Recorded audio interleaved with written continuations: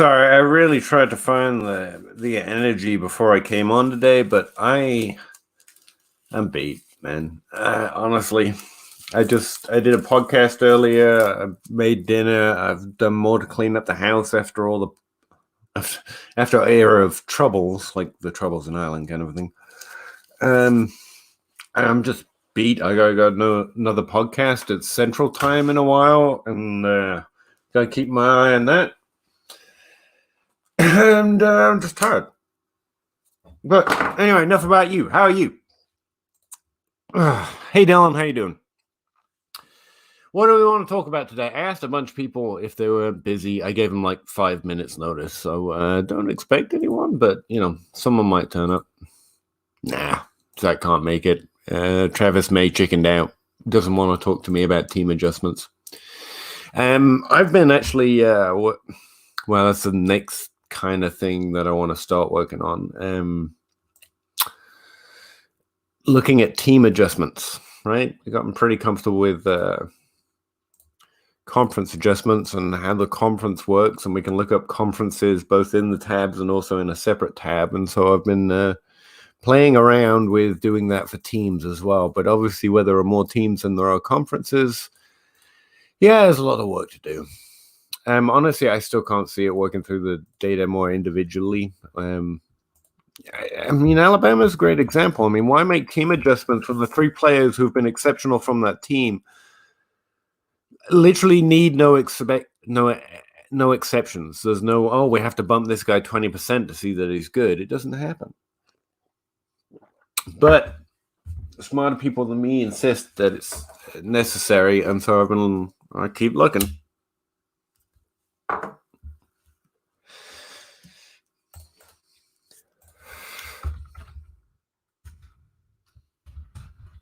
I've just about got the by year tab figured out for them.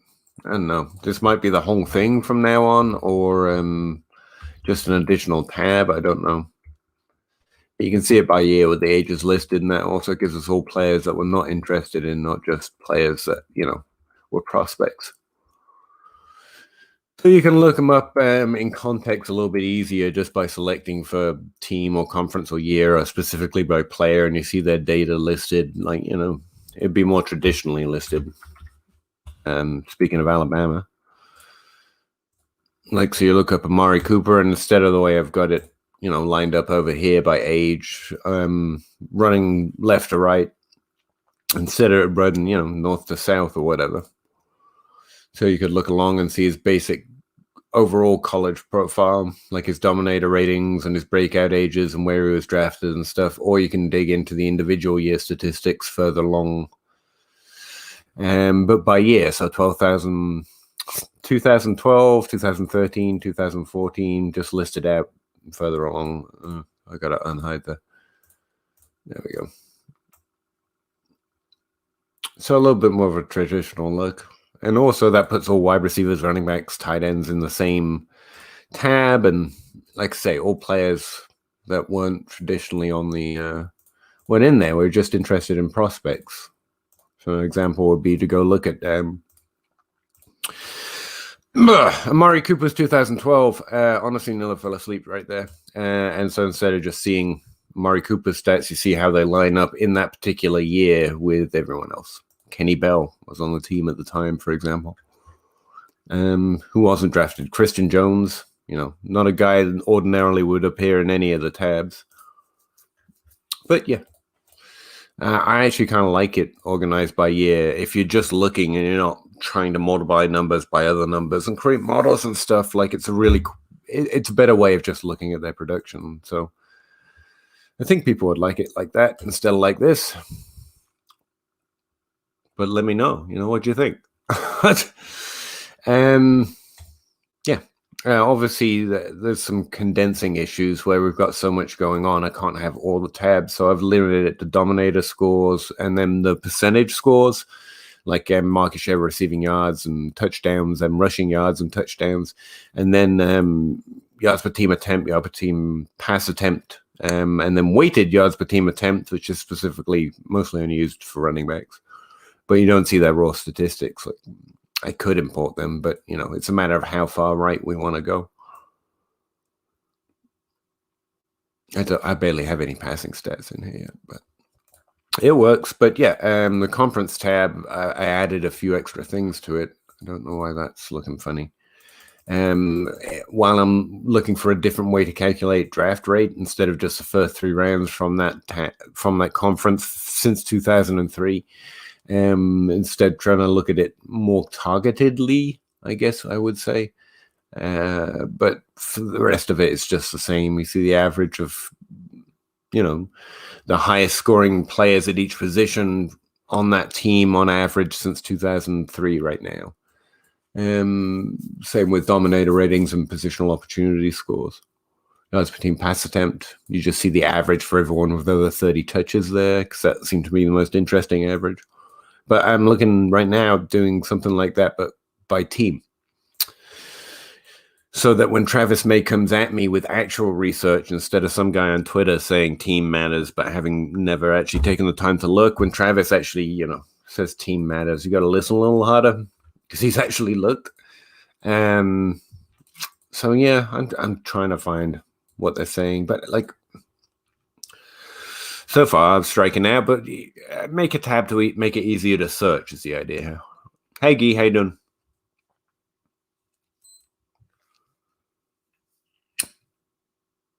Yeah, that's the question. And one of my questions is, who are we adjusting for? Like, what hits? Michael Thomas. Well, that doesn't work for me because there's not like everyone else on the team in Ohio broke out or nothing. Like there was no one else there, right? Why would we adjust or try to adjust everyone by team for Michael Thomas? Like maybe he just didn't dominate in college, as like some players just don't play as well in college. I think that's a more reasonable assumption than, we've got to adjust everyone because this one guy, he's the only name I've seen thrown up, but it makes no sense. It makes no sense. Actually don't have any other players from his team even imported, which is weird. I meant to have everyone. Wait. Do I have it? No? It's Ohio State, right? There it is. It's because I was looking it up through his name. Anyway, but yeah, see who we've got here.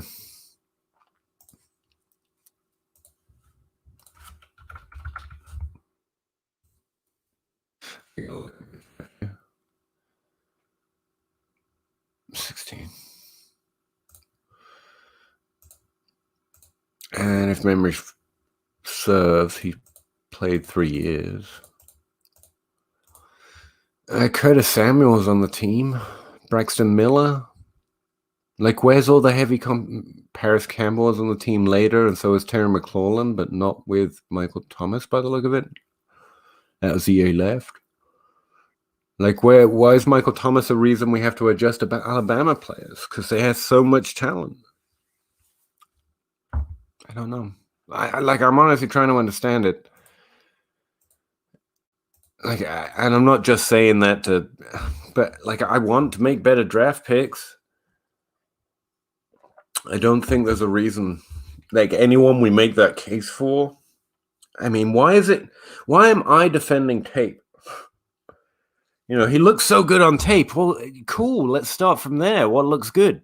Because his numbers look like trash. No, let's instead concentrate on boosting his numbers up. No one else seems to have needed it, but let's spend all the time. Maybe his numbers just aren't good. Talk to me about what you actually see that you like. Let's start from a point of honesty. His numbers look good. His numbers look bad. His tape looks good. Okay, what looks good? Not let's make the numbers look good. Why is that the impulse here? But again, Travis is honest and hardworking and smarter than me with numbers, and he always memes me about how it's. So I can't wait to talk to him about it because I don't know how that works. I mean, people tell me Breakout Finder, and I've heard several people that work on Breakout Finder say they've got a teammate score, but the only players I remember them being significantly different over the last 2 years. And sorry, Zach, this isn't shade. It's Paris Campbell and Michael Pittman. I seem to remember them saying there was a heavy team adjustment for those guys. But did you want to boost them closer to Justin Jefferson? I don't know that would have helped. I don't think obscuring the better players by boosting up the lower players helps. I can't think of an example where, we needed to boost those players. Like the players that dominated at a higher level in different teams are normally the better players. So yeah, I'm just lost on it. But I haven't fully looked. I spend too much of my time trying to argue that one number is higher than another, because that's a level of the discourse that mostly gets thrown at me about analytics that I really haven't dug through it enough. Honestly, I mean, there's got to be value there. Too many, even if it's just Travis, there's value there. But yeah, am I succumbing to the team adjustment? No, I don't even know what it is. That's the other thing. Like someone was talking the other day, I just adjusted by team. Well, how? How much? Well, Jalen Waddle looks great. Like he was 20%. Like he was 20% below being average. How hard are you adjusting by team? Because like if you were adjusting everyone on Alabama by 20%, then like Calvin Ridley, like like what? That's or Amari Cooper should be the literal god, and he would have had like a 60% rating across the board. He would have been exponentially. He would have rated better than every prospect. If we stack the top 5 prospects next to each other and we're giving everyone in Alabama a 20% boost, then Amari Cooper would have looked like the summation of the most 5 dominant players ever existed. Not quite, but pretty much. So like, how hard can you possibly adjust for a team to make Jalen Waddle look good? Numbers wise, like this is a thing. If he looks good, I want to know about that. I want to talk to you about it, Zach. Actually, I want to know why he looks good. But why? But instead of spending all this time wondering why I need to adjust, like I need to triple players' production in Alabama, but not always just this guy. Like what? It's just fake. It's just making up a number. Like, can I just rank them then? And the ranks of their production? Why are we? But anyway, that's where I'm at on team adjustments. It's just to let you know how far Travis has to educate me. That's how far away I am from understanding the need for it. And again, this isn't me saying it's extraordinarily. Most people that try to talk about it, to me at least, on Twitter, like that's the level of discourse. Like it's just per team. I just adjusted by team. How much? How crazy is that? What did that do to everyone else? Because that's a hell of an adjustment. And I can't get any answers from him. So I got to talk to honest arbiters. And so far I haven't been able to. Now that I'm kind of at a point where I understand conference just enough, I think I'm able to take on where the value of team is. So I've actually got to talk to some people that aren't just fucking lying, frankly. They're just fucking lying. That's the other way of saying it. I'm sorry. That's so there's got to be something that isn't a lie, because smart people, like Travis may like it, or I think he likes it. He might just be making fun of me. It's always hard to know. I walk such a sarcastic line. He might just be giving me it back. But yeah, yep, that's where I'm at. So falling for it, yeah, I'm ready to fall for it. I want to make more good draft picks, but I can't find the evidence for it yet.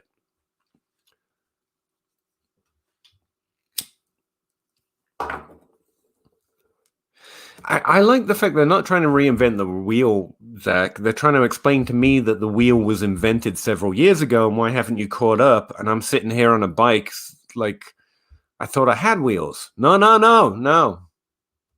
There are other wheels. What type of wheels? Team wheels, dude. What do they look like? Just obviously. Okay. I don't know. I'm too tired to make this point, I guess. But yeah, I will fall for anything that helps. Like I don't have a dog in this. Like I don't care to say Alabama's the best team ever. Okay, cool. I only really care about it in regards to making a better draft pick. So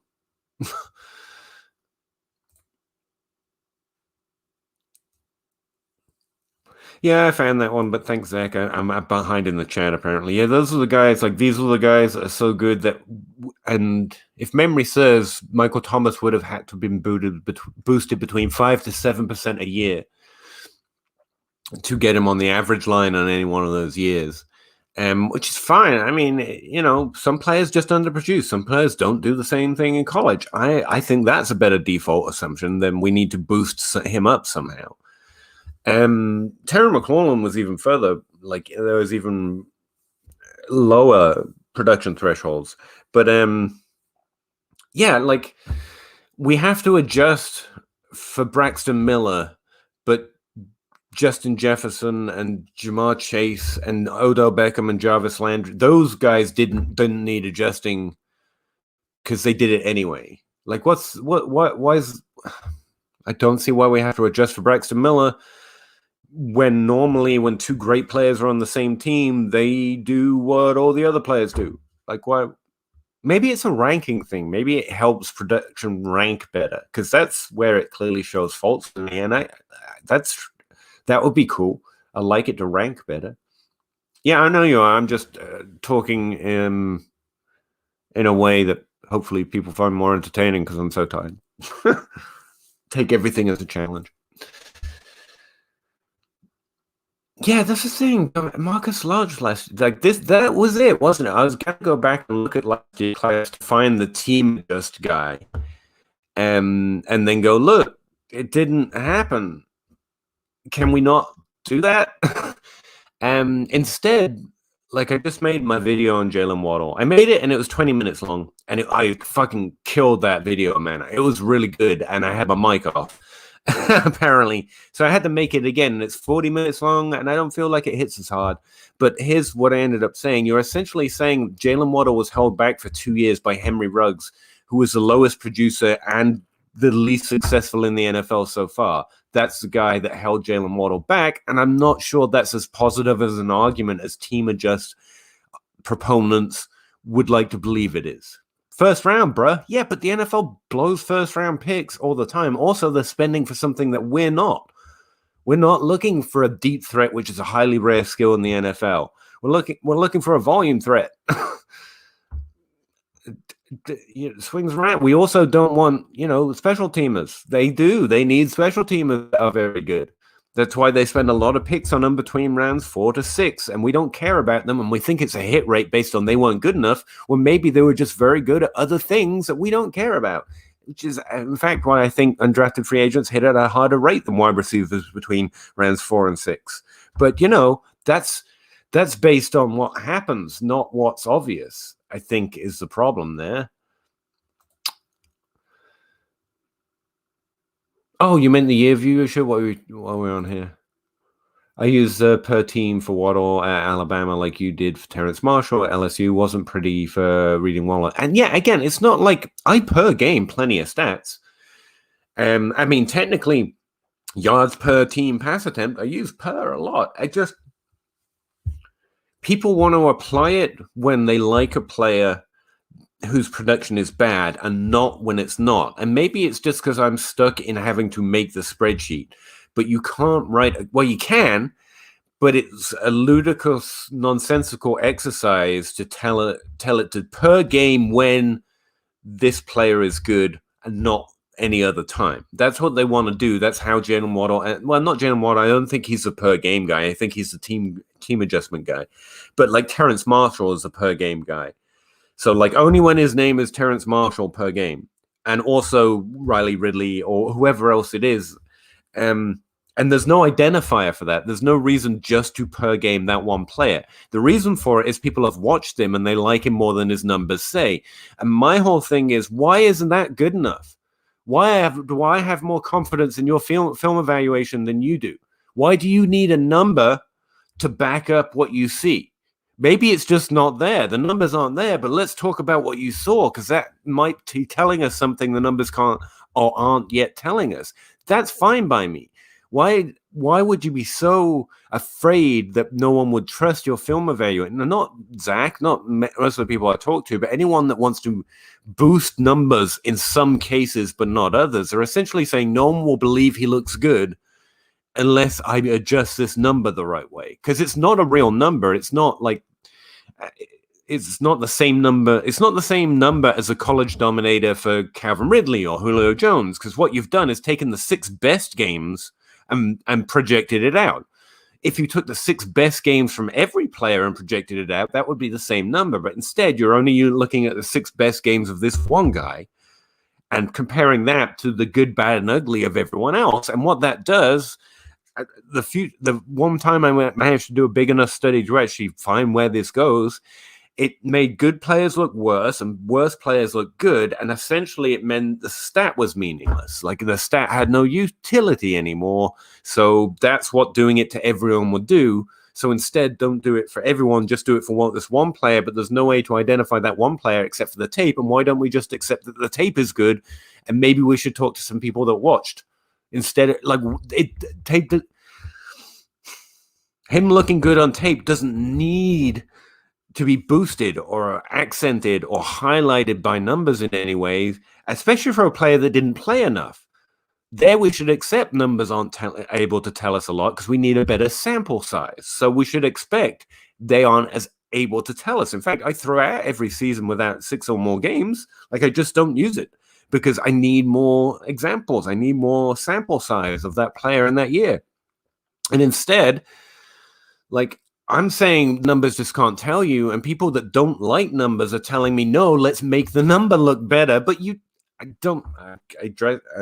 the logic of it drives me crazy. But that's the thing. I'm arguing about people that really, I hate to say that maybe they don't know. Maybe they don't know, but they don't know. And instead, I need to start banging my head against this wall and talk to some people that actually have been able to study it a little harder and look at the evidence and think team adjustments make sense. The only guy on the top of my list on that is Travis May. And I don't even know if he's serious about that because he might just be, memeing me because I'm very easy to tilt and it's fun to wind me up and watch me go. I get it. So I'm hoping to talk with him more about it. But from a statistical point of view, my limited little brain cannot understand why I would adjust by team. I have team adjusted stats in there, but it's for when I go and look at a player in that situation. He was good, but let's look at him compared to, let's look at Jefferson compared to Chase. Same year or different years. And it's for that comparison, just to get an understanding of what was going on that year. Now, something I think at best, it's going to be more complex than a linear relationship. For example, one of the things I find is that if I look at what I think are good teams, and I know college is a little, I find it hard to identify good teams, like which are the winning teams, which are the bad teams. I don't honestly know. I need to import wins or something to identify them. And so far I haven't done that. But like if I look at Alabama, and then I look at DeAndre Hopkins or players that broke out from the ACC, right? Instead of the SEC, which gets the most draft capital spent on it, let's look at the ACC, which gets drafted less. Still a lot more than most conferences, but it gets drafted less. And to me, that means it's a worse conference, right? Bunny Rabbit is. Now, what I noticed for DeAndre Hopkins and a few other players that broke out from that conference, in fact, the average is they were marginally above the conference. In fact, the conference average in yards per team pass attempt, for example, they look better, but not exceptionally better. But when you looked at their team stats, they were exceptionally better compared to their teammates. And that, since it's based on what actually happened instead of what I think the numbers should tell me. So what I do to explain that is that makes sense because the team is bad. And so the team has less scoring opportunities, less perhaps pass attempts than it would if it was good. But in that situation, exceptional players are going to excel over their teammates, even if they find it harder to excel over other good players in that conference because of their team they're on.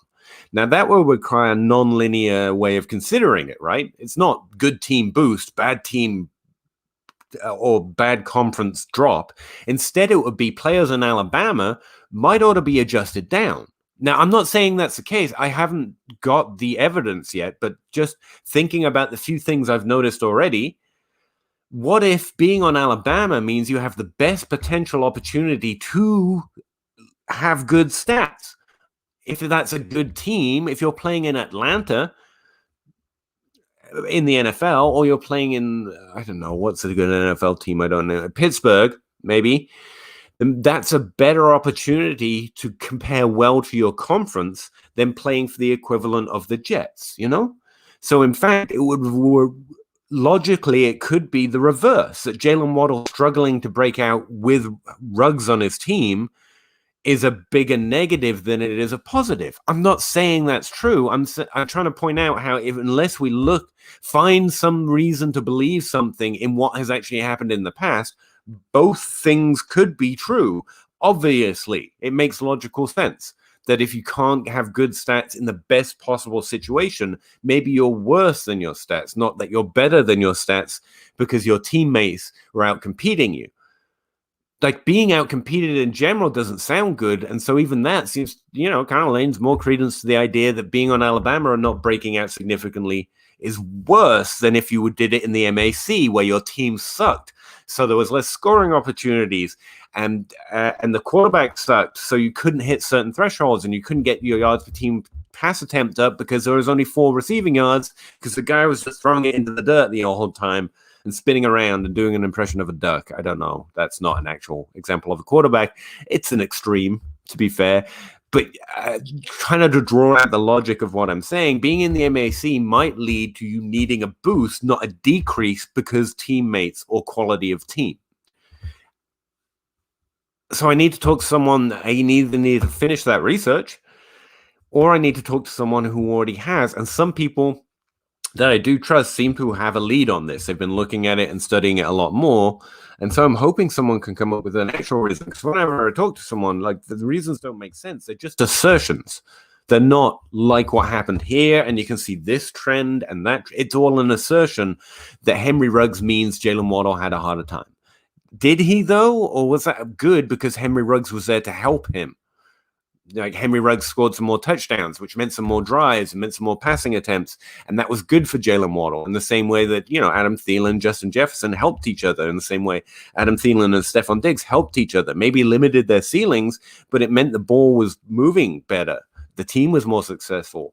There were more scoring opportunities, so on and so forth. And I realize I've just been ranting for a while. What were we saying here? Yeah. Thanks, Nick, for checking it out, actually. Just appreciate that. Yeah, there's a lot of mix-up, and that's the thing. I'm not trying to be an NFL analyst at all, but I can understand why teams will be drafting for very different reasons. Like, Henry Ruggs is probably going to be a steal the first round. He's got a very unique skill set, and he seems to be very good at that skill set. Awesome. You have to kind of be Deshaun Jackson in that role for it to be an R thing, but that doesn't matter. That doesn't mean he's not going to have a great career. Like Ted Ginn, no, I would say he's had an amazing career for NFL level. Like, not many people could do what have done what Ted Ginn has done. That was always my, like, hey, it could just be not for us, I guess you could put Marcus Brown there, but at least his production looked more like what could lead to our type of thing.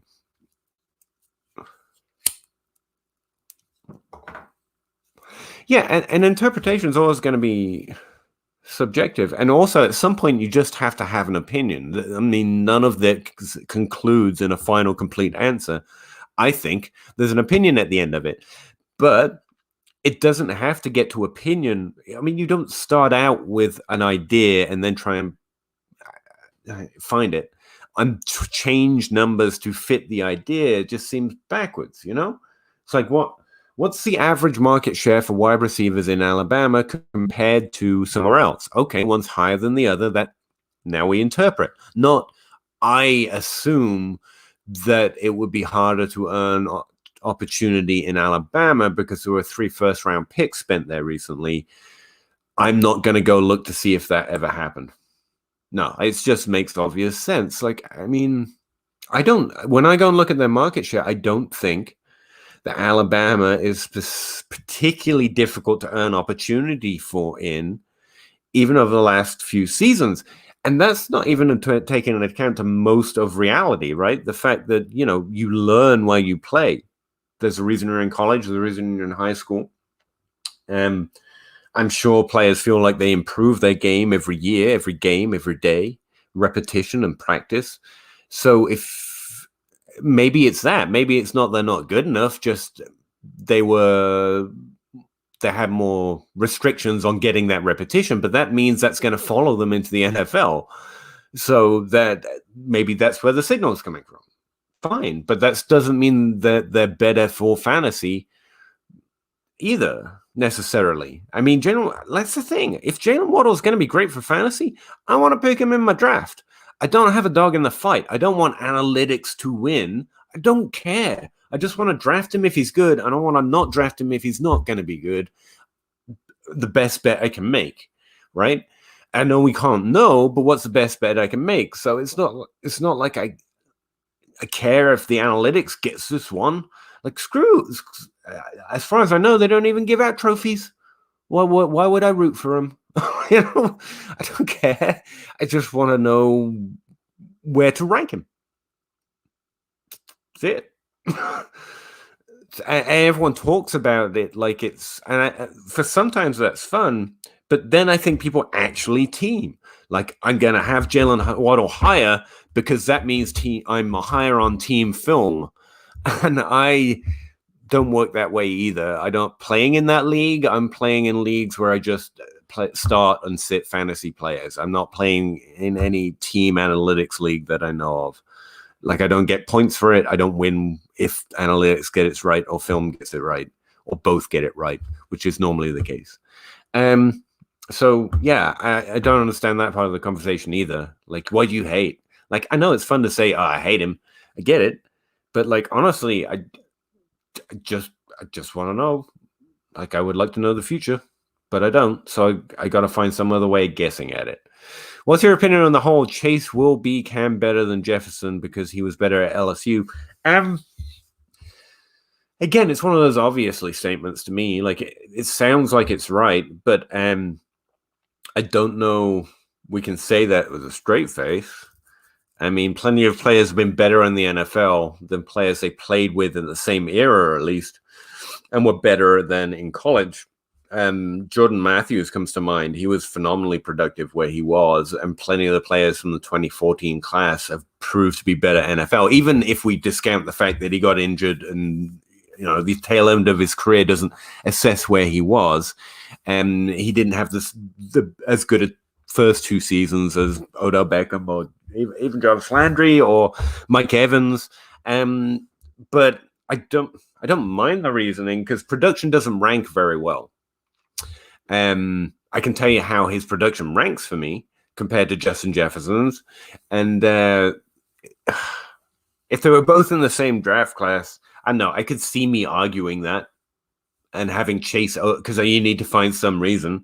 So you put Chase over Jefferson. So I'm glad they're in different classes because I really enjoyed having Jefferson as a 2 with the highest production profile in the class in my top tier. And it meant I didn't have to question it. Better is subjective, though. He's going to be on a different team, presumably in a different situation with a different set of challenges, and he is a different person. He was better in college, or by better, I mean played a role we more traditionally assume to be better for fantasy. But Justin Jefferson's done better than any player who's ever elevated in his first year into the NFL. And so to say Jamar Chase is going to beat that, I think that's a little outlandish. You know? Will Chase play more of a typical fantasy asset like a Julio Jones, a DeAndre Hopkins, a lone man as the number 1 type play, whereas Jefferson very much played a volume role along with Adam Thielen? Perhaps, but I don't know we could even say that necessarily leads to more fantasy points, to be honest with you. So I think it's, I don't know, I think it's a so-so, you know. I don't have to decide between them, not Ghana. I know I take Jefferson right now because he's more proven. It's at some point it's really unfair to compare players, especially when they all play slightly different roles, even at the same position in different teams. And this is a whole, you know, that kind of question reminds me of if someone is or isn't a Hall of Famer because of era, because of team situation. Well, Brady had Belichick. Well, Belichick had Brady, and Drew Brees only had Sean Payton, who is actually pretty good, and so on and so forth. And I don't think there's even when we see their careers play out, I don't think that will be definitely answerable. And from our perspective right now, Jefferson is clearly the one that should want more, because we've already seen him be good in the NFL, which is a better indication of anything to come than anything a college profile can have. Sorry, Ezra, that's probably the best answer I can come up with. You don't think, see here we go. We don't think he's better than him at LSU. Chase is very good and can be a high-end player at that level, next level. But Justin Jefferson graded out higher for you, I assume, which is great. I think he grades out higher for me as well, but that's because he, my models and stats do tend towards thinking a higher number is better than a lower number. I know that it doesn't rank well enough to really believe in that, so it's more about crossing certain thresholds. But I would have a harder time deciding between them. But again, that's part of the beauty of taking in the information through tape. You can lean on something that evokes a belief a little bit more. I think, and I don't think when we get down to just having to make a decision like that, one over the other, I don't think that's a terrible way to go. I lean Jefferson just because I'm a fan of the volume hogs, and if you're playing a more traditional role, you're probably, like, Justin Jefferson was co-opting so much of that team's volume as the two in that last year. Like, I just like that kind of thing. I like the guy that attracts opportunity, because I think it has more to say about how talented they are than their actual production. Like, this is kind of my Juju Smith-Schuster take. Like, the guy who just keeps, no matter what happens or who else is on the team, he keeps co-opting so much of the volume. And last year, compared to the role he was playing, that was way too many targets for a guy playing that close to the line of scrimmage. And the reason for me is because of Juju, not because the team wanted to throw the ball only 6 inches. It's because that's a guy you want to get involved more, no matter where he is. And so I'd probably lean Jefferson. But it's hard to say that now, because, like, it's just kind of cheating, isn't it? The guy with the best rookie season ever, it's kind of cheating to say, oh yeah, I would obviously have taken Justin Jefferson. I don't know. Maybe I wouldn't. But that's the way it feels right now. CeeDee Lamb, Jefferson, AJ Brown, Chase, Rondale Moore, DJ Moore have been my top 6 film grades over the past 4 years. Strong list, Strong list.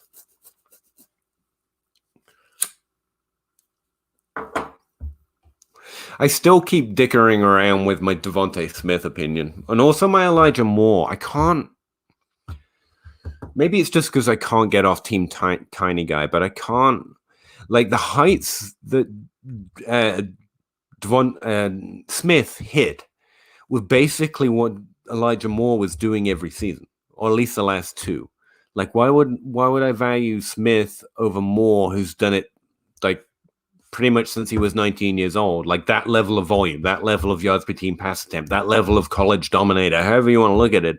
Moore was doing it for more years, and he was doing it younger, whereas Devontae Smith, and yes, I know he had to wait till players went to the NFL, so I'm not trying to take away from Smith here, but you got one who was doing similar things that we like to look for longer at a younger age, and one guy who just did it in his last year. I get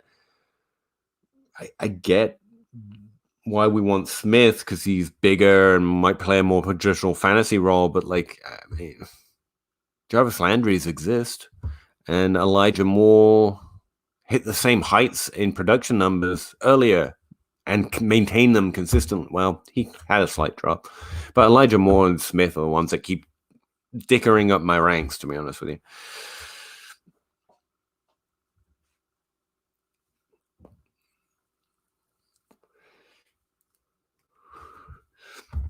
I guess that's a cleaner way of saying what I was trying to say there, Ezra. At the end of the day, I'm going to try and lean on, you're calling it a skill set, which is a fair way to describe it, but a way of producing might be the way I'd say it, that is more consistent at finding hits, more reliable in terms of indicating increasing upside in the future. And for me, that's always going to be who got volume. And I think that's very over expected as well. And I think that's very clearly Jefferson over Chase. But again, Chase looks to have been great in his role, but he's less impressive compared to other players playing that particular role than Jefferson was playing his particular role. Essentially, Chase looks like a great one, and Justin Jefferson looks like a great one, but he was playing as a 2, and that's just a little extra special. You know, I like that. You know. But again, I probably might have fallen for that. If you like Chase a lot, I don't hate it. I like Chase a lot too, and I really don't know the way the future is going to unfold. So, God, I look like a bear. I need to get a haircut. I look like a really sad, nerdy bear. I grant you, but I need a haircut for sure.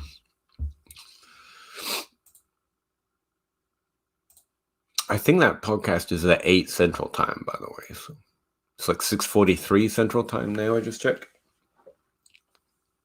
Well, anyway, well, see, this is. I try to walk 2 lines, and in some ways, it's a little. It's not messy. It's almost. That's what I'm looking for. Bad. It's bad. Because you can't say, well, you have to be reasonable and then take an extreme position. But taking an extreme position is how you have fun. It's also how you get the best hits and the best advantage to win in fantasy.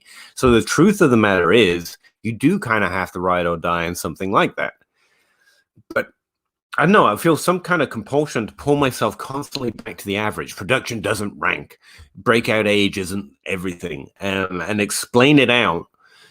And then people see my ranks and they're like, but if anyone's paying, sometimes I'm not logically consistent because that's different. It's just, there's a difference in trying to hit unicorns and talking about the average where unicorns like to play, And so when I'm talking about production levels and Jefferson versus Chase, that's unicorn hunting. Whereas the other stuff, what I spend most of my time doing is more trying to describe the types of areas you would go to if you wanted to unicorn hunt. You know what I mean? It's not, but yeah. A better example from this year.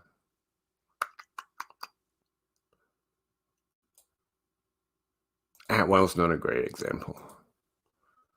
Well, we don't have a producer so big, what we normally don't, that played like as the 1, as the 2 in his offense, like Justin Jefferson did last year.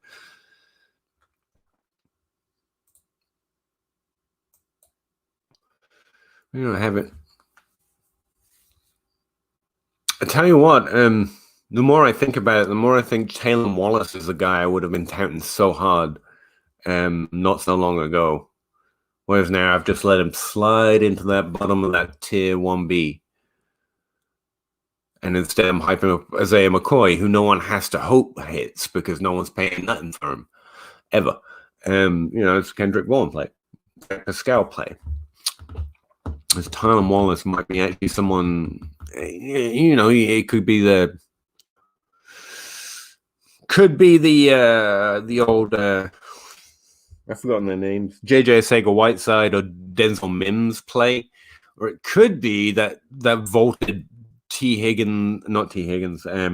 more Stephon Diggs, T.Y. Hilton, slightly less draft capital, uber producer, but he doesn't play like either of them, to be clear. But 10 watts of protection is good. Good.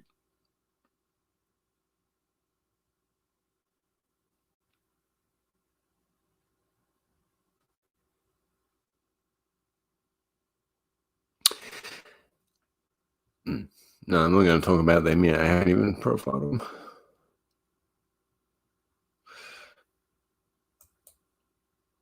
I'm interested now, so I'm looking like this year and last year.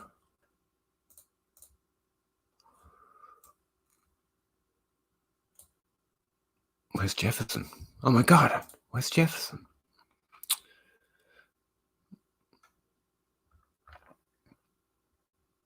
I must have selected it wrong. Draft class. Oh, wow. Why is he that low? Well, the new way I configured the model did not like him. Oh, that's a good reason to just change the model, really. You got a 7.2 on my pre-draft model. Wow, that stinks. Well, maybe I should team adjust some things. I guess.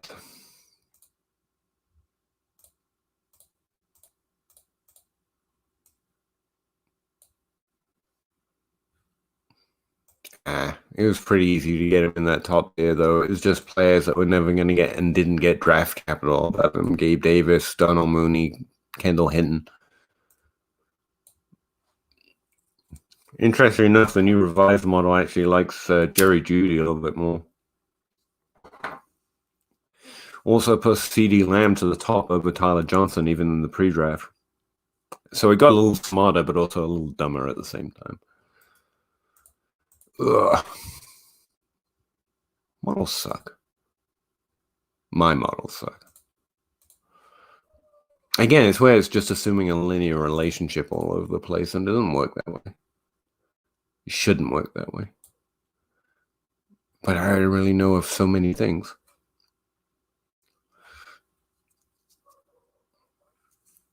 Learn more. Yeah, that's a good point. I should learn machine modeling or something.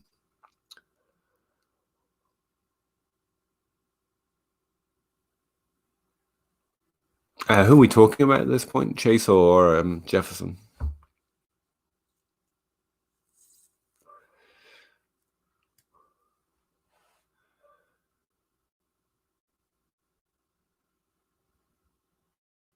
Yeah, I would imagine that role translates a little better, but again, we don't really have numbers on it. Yeah, I think he's one of the best bets to be the unicorn in this class. Again, if I have to default to something, it's age-adjusted production. If I'm just looking at one thing, and that's not necessarily breakout age, but I mean, what stat you want to go to? You got a pass attempt, maybe. So yeah.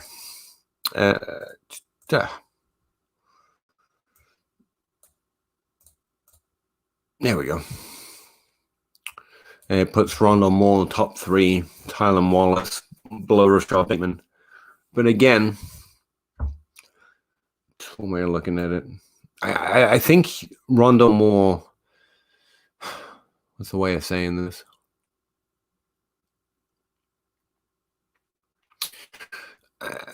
Adjusted for age, Rondale Moore had the best season in this class. So in other words, he had Devontae Smith's season when he was only 18 years old, and it was actually slightly better. Now, again, that's where we go to team adjustments, and he played for Purdue in the Big Ten, so how much do you believe it? Well, I think you could argue that's even more impressive because you're dominating a conference from a bad situation as opposed to dominating a conference in a good situation. But remains to be seen. Like my mom, I'm now using conferences a little smarter, I think, and so team adjustments would be the next step, right? I just so long arguing that I don't know, or the things that get told or I have heard so far about adjustments don't really make sense or bear out when I go look at the numbers. Then I just feel a little lost there. I should have just stuck to making the pretty market share receiving yard graphs because everyone could understand what they were, and they showed a very decent picture of what their career looked like. And there was a lot less. Well, what does that mean?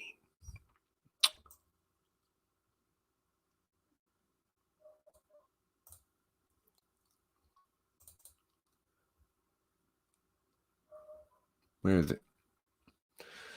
There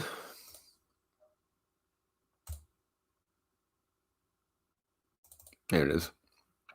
Yeah, Rondale Moore's 20%.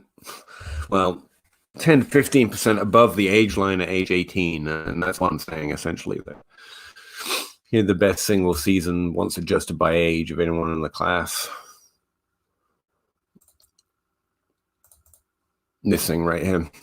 And that to me is the equivalent at least of what Smith did his final year, where it's only slightly above, but there's also a much higher threshold to hit.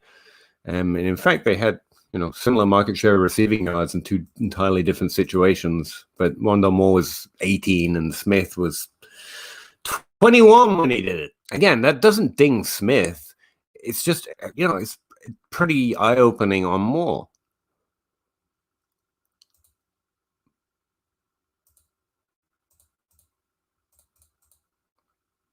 And this doesn't always happen. It's nice to see the progression, but Smith has this perfect getting better, increasing in his opportunity and his production over time.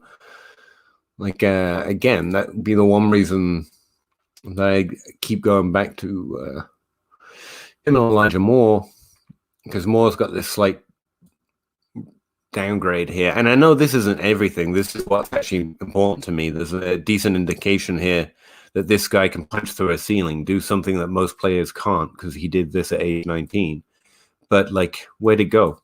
Like, that's the same problem I have with Aaron Ra. Now, obviously, you can't just continue to escalate. Like, we're not all Demaryius Thomas. Hardly anyone is, right? And Demaryius Thomas basically just, whoop, he breaks his age curve. There he is. There he is. There he is.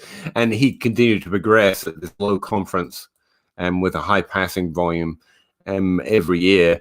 And so not very few players are going to show this progression once you're this far above the age curve. It doesn't happen a lot. So this isn't as much a problem as if his production was down here and then he continued to dip, which is basically what Amon St. Brown did. That's the difference. Amon just didn't hit quite as hard. Yeah, you see, he barely crests it, and then where'd he go? Where'd he go, Amon? And I still like him a lot. It's just a little less impressive than getting this far off. And yeah, he drops, but it's not as significant a drop, and you can't really expect exponential growth. It's like asking, why don't you catch 4 touchdowns? You caught 3 net last week. Well, it's not like asking that, but that's what I'm comparing it to because I'm tired. Whereas this is like, Amon-Ra, scored a touchdown last week. That's neat. And then he didn't. Or he scored 2 and then never really did again. I don't know what that metaphor or simile would work. But yeah, it's just a little less impressive because the punch is a little harder. Whereas even though he was slightly older, this distance is this level of production in general for a young player who is, I've been told, is tiny. Again, what? Maybe that's just always where my logic goes. Like, isn't that more impressive? Like, yeah, but he's small, so he dominated bigger players. Isn't that more impressive, not less impressive? Yeah, but it won't translate to the NFL. Well, if you look at top 12 players, they kind of run the gamut from small to big.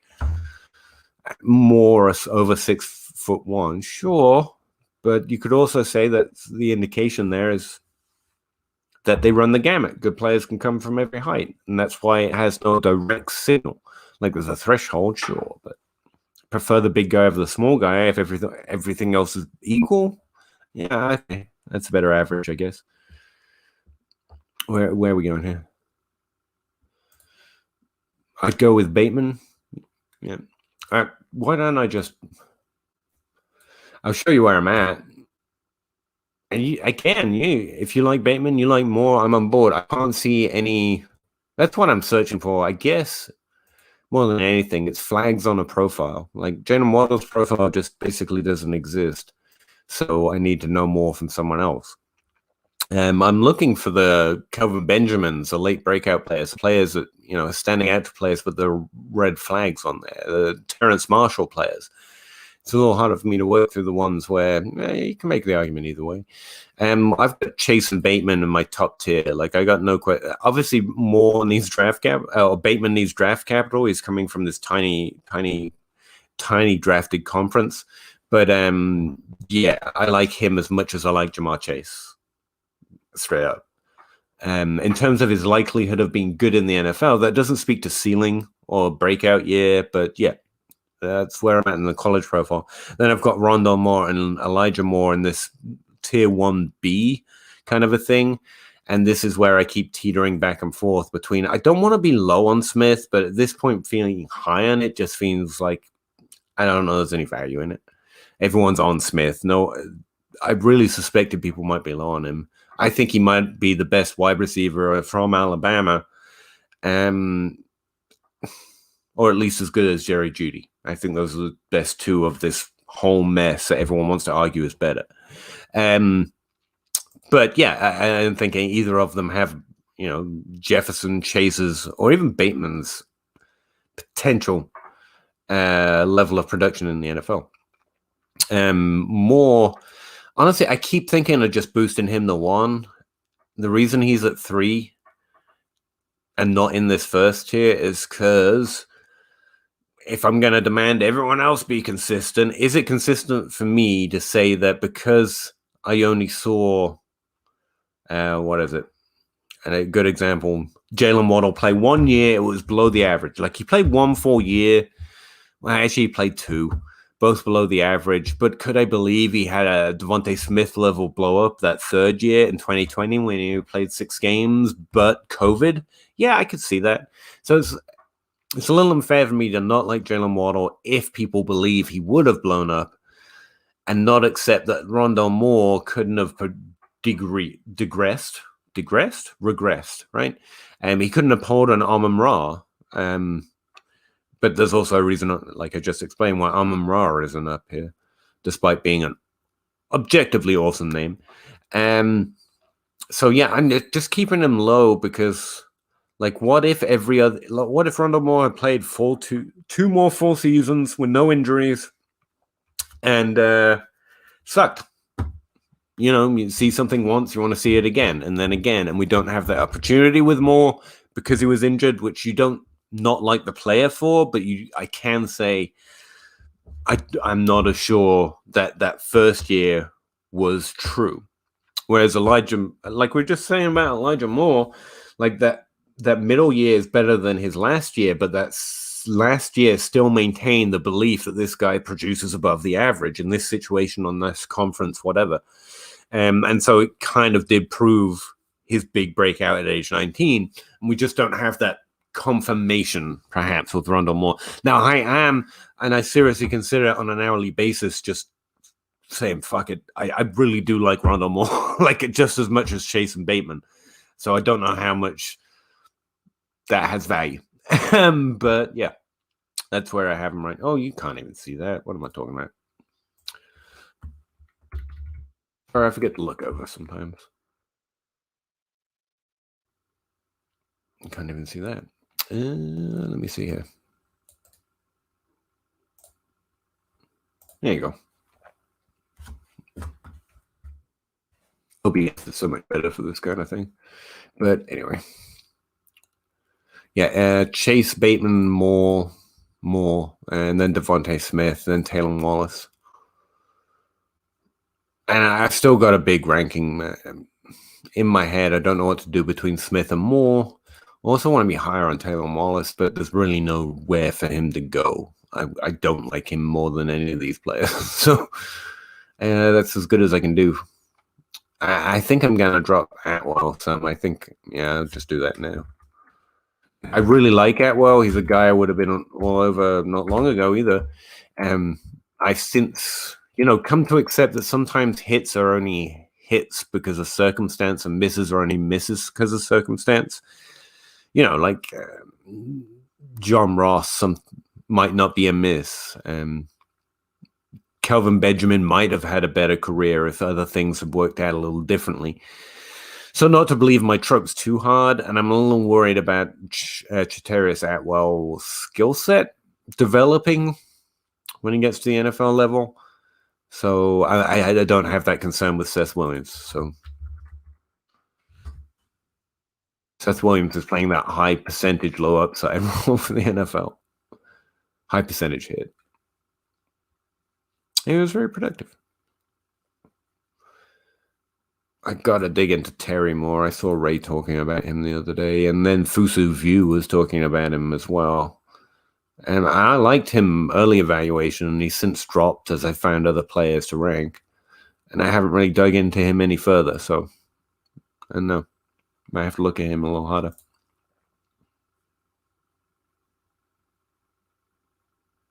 Bateman? Hey, his chart looks stellar, if I remember right. Well, in the same way that Moore does, if they don't play because of injury or anything else, obviously you can't put up numbers if you're not there. But that's the way Bateman's chart looks. 18, 19, and 20. Like, that's not as big a drop off as, like, that's still well above the age curve. And again, like I was saying for Moore, it's not like we can expect at a certain point. You're just talking about too much production to expect progression. It's like, what is it like, Pete? Keep telling me what things are like. But Davante Adams just had a phenomenal freaking season, scoring 1 million freaking touchdowns.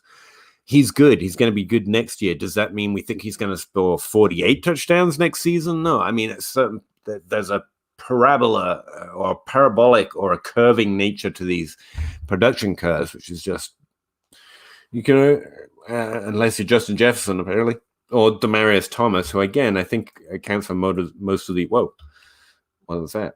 Most of these dots at the top. I think that's all Demaryius Thomas. Maybe this one's DJ Moore. I'm not sure. And the database got fact check me, I guess. But no, Bateman's looks really good. This is exactly, he was above the average for every age, significantly above the average, and this is true for all of his stats. Adjusted by conference, I'm not sure on the team level because I have not yet, like we were saying, spent a lot of time looking at team stats. Like this is why he comes out number one in the class in terms of production. Like, it's not that he didn't do anything bad. He did everything exponentially better than most players who hit in the NFL.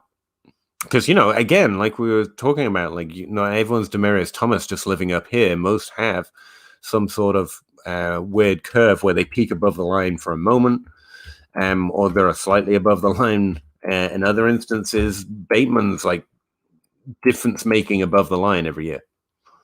And Elijah Moore is too, but only for his last 2 years.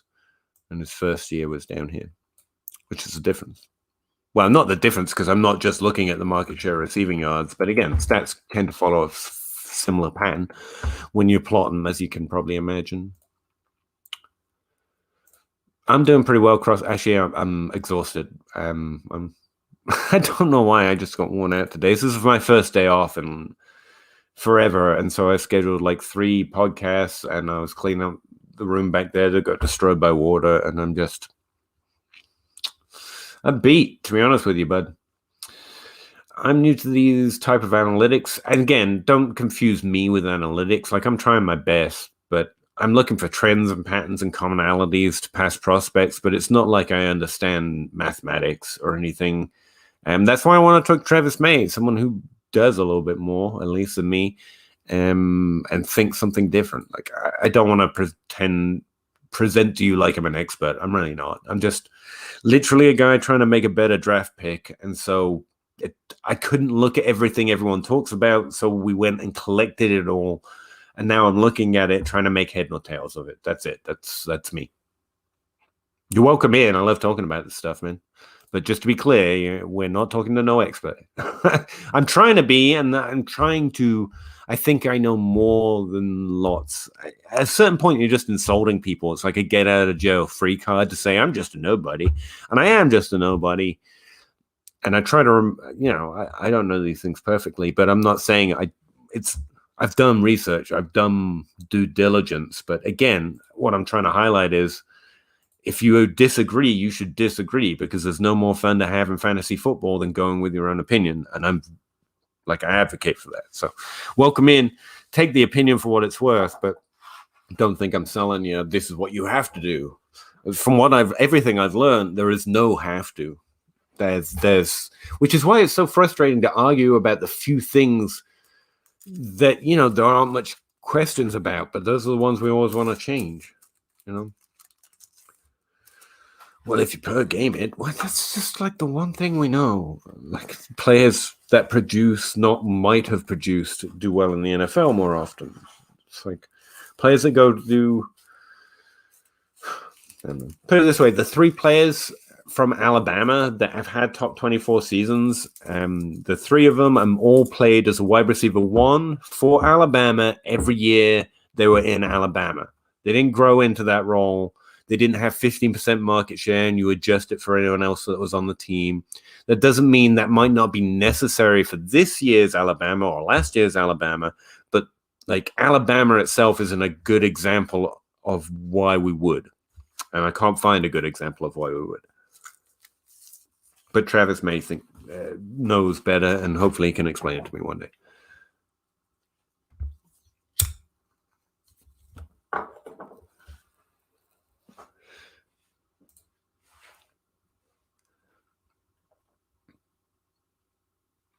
No, no drop up. I'm not up on what happened in 2020 because I care more about the first few years than the last year, to be honest with you.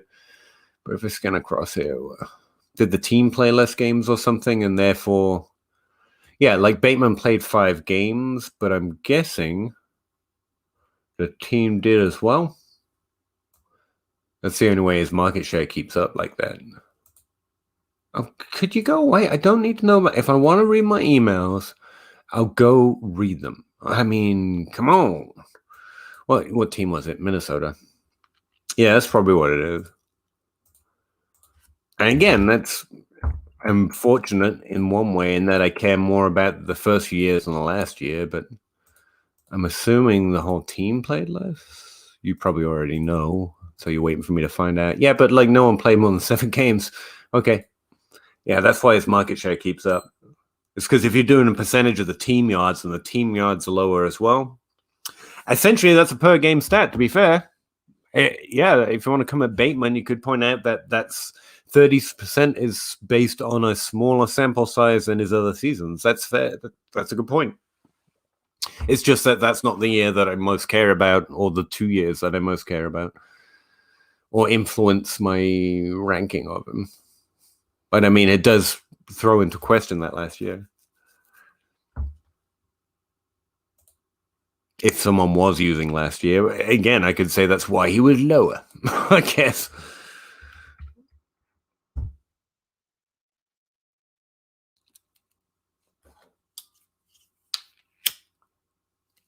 Yeah, very much so. Jerry Jeudy had a good rookie season. He had a good college profile. He is yet to hit a mark. And I know Denver might feel nasty. And it's disappointing to have Jeudy when Jefferson was in the same class. But that happens sometimes. I mean, there's no guarantee Jeudy won't be the better producer long term. I mean, think Odell Beckham and Mike Evans right now, right? They're going to go through different paths. We don't know what's going to unfold. Both are good. Yeah, and Jeudy had a solid, really good rookie year. Really good. Most don't blow up their first year, but good players tend to have good rookie years, and Jeudy did. Like, I'm really happy people were able to talk me into, he was like 3% ish off from where, other players were. And they were like, no, Pete, he's good. Tape can move me easily more than 3%. So like that wasn't hard to accept. In fact, I think PFF ranked Jeudy as the best rookie, didn't they? Well, they came pretty close to it. Run pass option. As a Ravens fan, I know what that does to ours production. I have been meaning to investigate that, basically because of Tetairoa Atwell. I don't know how. I think sometimes college stats are counting receiving yards when really you would call them rushing yards. A lot of jet sweeps in Tetairoa Atwell's profile, and he doesn't have a lot of rushing yards. So that might be a problem. But not much I can do about it. It's just good to know. And again, if there are less receiving yards, then you need less yards to get a high percentage of them. It kind of adjusts in some way for team volume that way. If Corey Davis is gone next year, can we expect to see a season similar to Davante Adams' season this year as far as market share of targets go? For A.J. Brown, you mean, I guess? I think Davante Adams is a product of being an exceptionally good receiver with an exceptionally good quarterback. Like, I do think Tannehill is underrated this year. He's in the class of quarterbacks people don't really want. Take that value all day. I think Corey Davis is underrated, but he clearly isn't the dominant force I would have hoped him to be once upon a time. AJ Brown has shown signs of being more that player. I think he could do it whether Corey Davis is there or not. To be honest with you, AJ Brown, I think Corey Davis could. I think AJ Brown could dominate that way, whether Corey Davis is there or not. In fact, I think Corey Davis being above average to most replacements they could have would be a benefit to AJ Brown because it helps the team, which helps the players on the team, more scoring opportunities, etc., etc. So I don't think Corey Davis would overly affect AJ Brown's fantasy upside or floor. If anything, I'd be a little more worried about it because Corey Davis is, above most of the players that could replace him. Unless they got like a Michael Gallup or something, obviously. Free agency. As for Corey Davis, I like him where he's at. Like, he's clearly taken a while to acclimate to the NFL. He is good. He is better than most to elevate. He is not what the profile suggested he could have been, and probably won't become that in the NFL. But mostly once the players hit that, like, I'd like to see that stabilize. Like, I want to see him. AJ Brown's an amazing asset to have on your team if you're thinking about producing more. Like when the ball doesn't come to you, you also want it to go into another good player because they are more likely to secure it, get the first down, put us in scoring range. And so, like, I like Corey Davis where he is. I don't know if you're telling me that he's already left or whatnot. I haven't even checked in on that kind of stuff. But I'd be worried about Corey Davis if he left because right now he's in a good situation. And, the chance of it getting better is not as good as it getting worse. And same for AJ Brown. Like, I think his situation is good right now. I don't think there's any reason to fear AJ Brown at all. And losing a good player is not a good thing for the team in general. I don't know of a reason. I don't know the reason why people speculate like that. Like, if the team gets slightly worse, that'll be good for this player. I mean, maybe, but that's I would think the default assumption would be the opposite. Now in fantasy, I'm not in fantasy just yet. Good for you, but don't. It drive you nuts. Like, everything's filtered through this other thing. It's kind of crazy. Yeah, for AJ Brown, like I said, I think he could do it anyway. Like, unfacetiously, Jake Anderson and someone else were like, why should I rank AJ Brown below DK Metcalf? I mean, it was a meme, but yeah, his career so far has been as positive. And if you want to measure, the difference between Russell Wilson and Ryan Tannehill, then you also have to measure the difference between the Seahawks and Tennessee, who seems willing to let this happen, and Seahawks seem the opposite. And so, like, I like AJ Brown as a value in that young wide receiver group. Same with Courtland Sutton. They're a little underrated. Just, I don't know. People don't like remembering. They prefer it to have just happened. But I think both Courtland Sutton, AJ Brown, they should all be valued like DK Metcalf, or maybe DK Metcalf should be valued like them, depending on which way you want to go. I'm not a big fan of Terrence Marshall. He's one of the ones that looks bad in this graph. He seems to have some red flags on his profile. When I bring this up, people want to tell me that this last year was because of COVID and he was actually going to exponentially produce, but I guess they don't pay a lot of attention to me because that would be a bad thing. Having a terrible career and then spiking in your senior season like this wouldn't be good.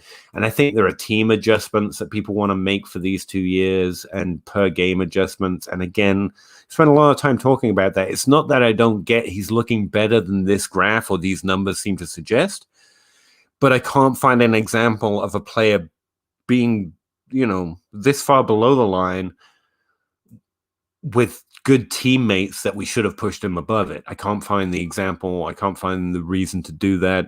I have to learn about team adjustments. So, just to be clear, I'm saying I can't find it when I don't know it. People who've looked think that you can. Breakout Finder has a teammate score, so there must be something I don't know, but I don't know it yet, so I can't speak to it. Most breakout producers or late breakout producers like Terrence Marshall just accept. Okay, I'm just going to say that last dot on his profile. Let's just bump it up 10%. Let's make up a number, which I was just arguing against. You shouldn't, but I'm just going to say that was an amazing year. Okay, let's say that was a COVID problem. I can accept that. COVID is a weird year. I lived through it too. I get it. Terrence Marshall was amazing last year. That puts his profile in direct comparison to the producers like Kelvin Benjamin. One-hit wonders, underproducers, overdrafted, underperforming. Like, there's not a lot of players that did that. Who are the ones you're seeking? Having said that, where are we talking about drafting him? Everything's about value, right? So there's definitely a place for Marshall in this draft class. That last year, I'm just, okay, yeah, it was great. That number doesn't do it justice, fine. But I'm very concerned that he had to wait till his senior year when he was fully physically developed, had 3 years worth of practice, had senior difference from the team, and the best other talent on the team had left. That's not as positive as some people might think it is. Terrence Marshall is not as good as other players, so I had to wait till they left before he got his opportunity. It does not sound as positive to me as people who say it might think it does. Like, that to me means he's not as good as other players. It's a fair thing to know. And, you know, that's where I'm at. Yeah, that's where I'm at. And again, wrong plenty, but that's what I see. So, yeah, that's what I see.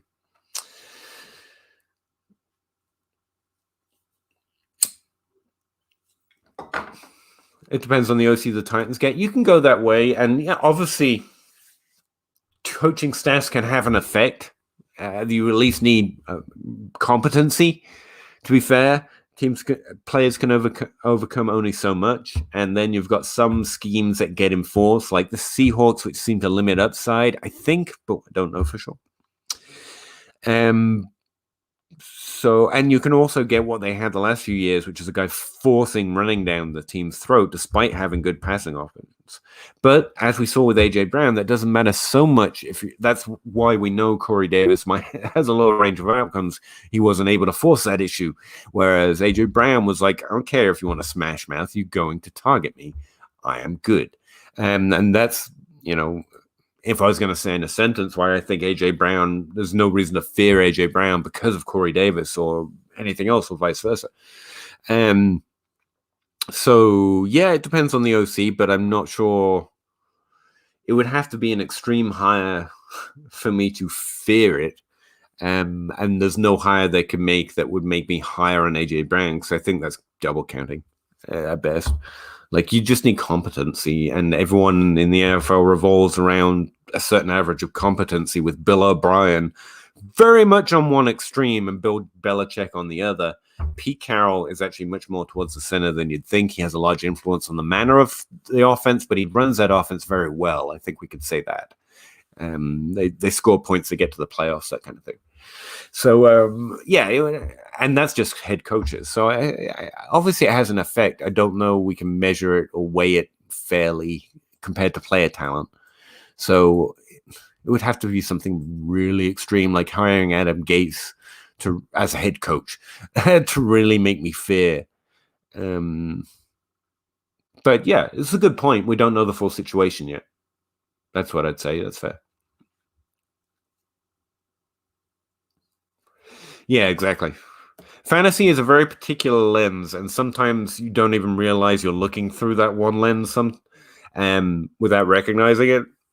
And that's fine, because we're only playing through that lens. We're only playing fantasy football. But it is good to put the glass down sometime and go, you know what? Henry Ruggs is probably going to be great in the NFL, in that he is really good on the outside at making plays for touchdowns. He has speed for days, doesn't have an injury history like John Brown. A team can get a lot of use out of that. That is probably worth a first-round pick, to be honest.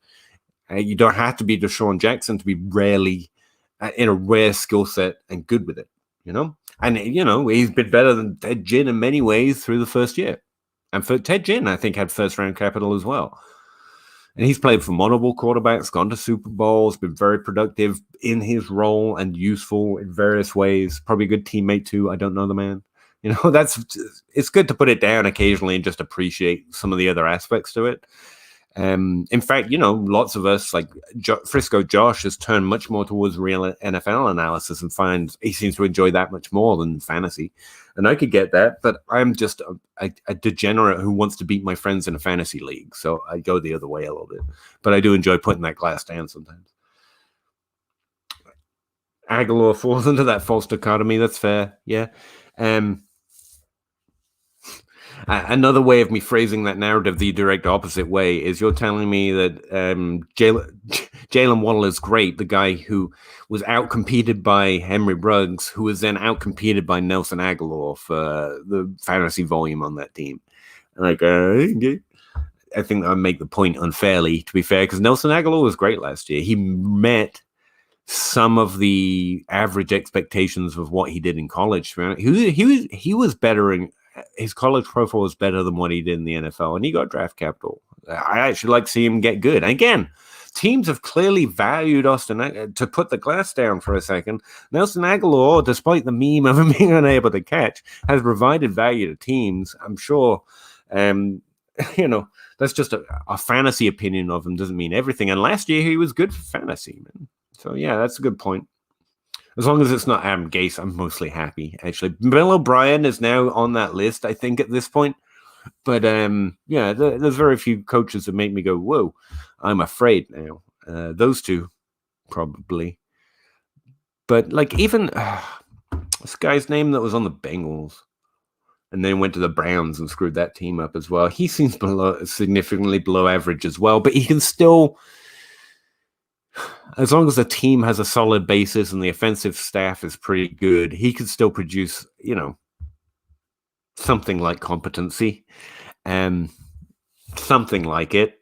But if it requires more from a coach, then he's another person that just struggles. Like, some teams need more from their coach. Most don't, especially if they've got good players. Players can carry coaches much more than coaches can carry players. I think that's underrated. On the Rams, I think Goff has been carried for a while, but I think the team's also been helped out by that receiving core a lot. But that coach is clearly having an effect on the team as well. He's doing a little bit of the lifting there. I think that's fair to say. That's not he's a genius or a quarterback whisperer. It's just he's one of the ones with an above average skill set who can add a little more. Shanahan might be as well. But again, like you can see with Shanahan, that doesn't always translate for the ultimate ceilings we imagine for fantasy. The 49ers have been ran better, if confusingly from my perspective in terms of draft picks, frankly, than it was before he got there. And the team has had more success, despite the quarterback situation never really settling down, partly because of injuries. And again, I didn't really understand that move too, but I think it's fair to say Shanahan's above average. It's just within a range of competency. It's not Shanahan over here and everyone else over here. It's actually just much more marginally within a tighter range than we typically imagine. And again, what I was saying there, Shanahan can provide edge or carry or increase a team a little bit if required, if necessary. But, he can't make the 49ers Atlanta in terms of fantasy. He's going to need other good players to step up to help him out. But I don't think any coach can do that, whereas I do think we have some evidence that players have been able to elevate a team a whole standard deviation better. I think Tom Brady is a pretty good example of that. I think Julio has been able to do that for the Giants, for Atlanta significantly. I think Calvin Johnson was carrying that team on his back pretty much the entire time he was there. And that's not disrespect to anyone else. It's just not everyone is able to move the needle of the team outcome. In fact, it's kind of so difficult to do. It would be arrogant to expect that we could predict who could do that, or even identify who is always doing it. But yeah, we know it happens. I think that's a fair way of viewing coaching changes and the effect of coaches versus players. I think it's better to lean on that players have more effect on how successful a team is. But that's me. 18 yards per reception. Yeah, he also co-opted amazing amounts of the volume. Again, I don't think he finished in the top 24, but yeah, he was the guy for the Raiders last year outside of Waller, obviously. Yeah, I think that just goggle off, respect to Nelson Aguilar. Like, not everyone can co-opt that much volume at all. And he carried it well. I think he did a good job. Proud of him. Well, proud's the wrong word. We're unconnected and he would neither care nor should he about what I think. So proud's the wrong word. But I was really happy to see an above average college prospect finally get good.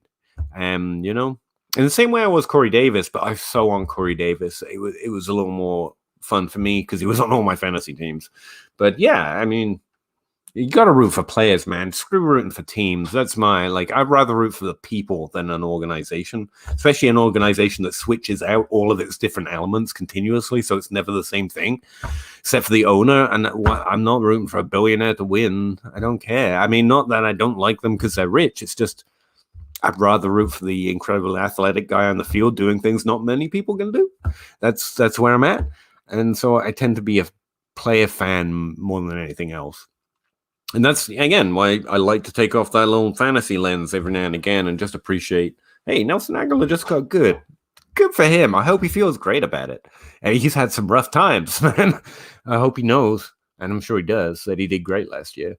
I hope Henry Ruggs knows that despite fantasy shade that might eventually be thrown his direction, that doesn't mean take anything away from what he's done. Like a top prospect on one of the best, most drafted schools in college, gets drafted first wide receiver overall in a historic level class, goes to the Raiders, has a decent rookie season, which is hard enough to do. I mean, man's done stuff very few people could ever dream of doing, you know? Fantasy glasses off, just hat tip them all around. They're all pretty amazing.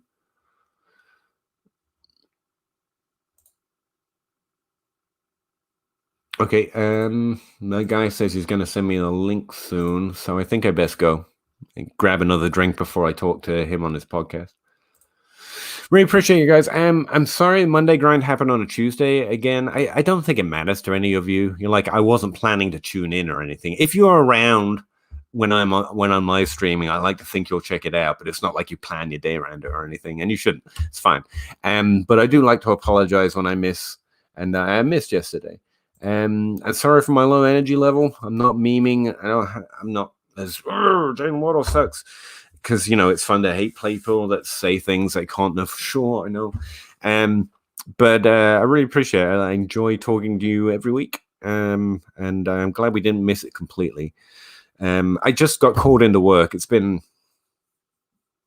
I mean, it's not like I live in Texas, but it's been a little crazy for everyone this last year, and especially over the last few weeks in this new year, and it has been for us too. So that's the reason.